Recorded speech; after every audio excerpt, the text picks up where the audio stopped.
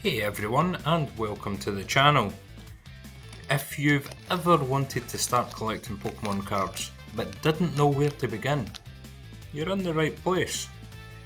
In this series, there will be a series of videos here. I'm going to walk you through everything you need to know to start your own Pokemon card collection in 2025.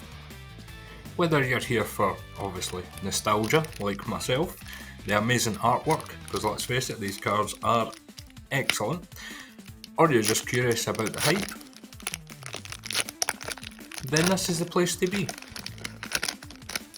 So, collecting Pokemon cards has come a long way since the 90s. Yes, I was alive in the 90s. These days, there's a huge variety of cards, styles and sets.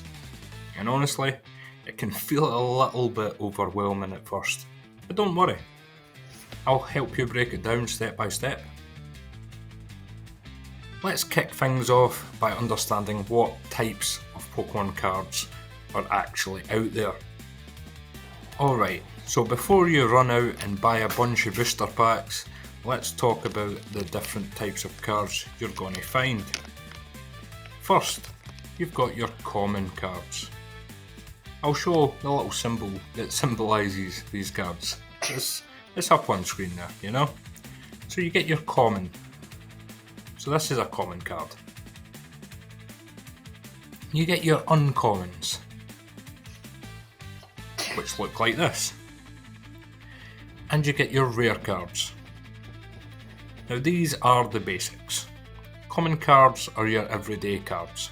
You'll find a bunch of them in every pack. Uncommons, a little less frequent.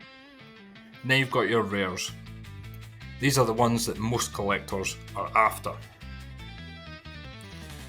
Next up, you have holo cards. These have a shiny holographic background behind the Pokemon's artwork.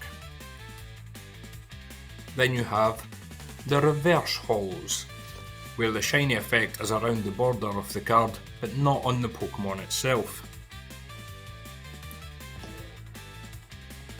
In more recent sets, especially in Scarlet and Violet, if you will, we've seen a huge rise in beautiful illustration rares and special illustration rares.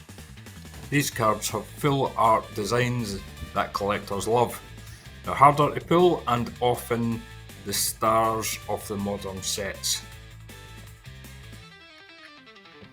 You might also hear about secret rares. These are cards numbered past the normal set. So if a set has 200 cards, a secret rare might be card 220. They are ultra rare and usually have gold borders, rainbow foil or some textured art. So now that you have the basic idea of what kinds of cards exist, in the next video we're going to figure out what kind of collector you want to be, because not every collection looks the same.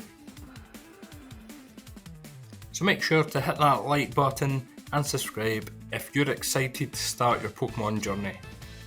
I'll see you all in the next one.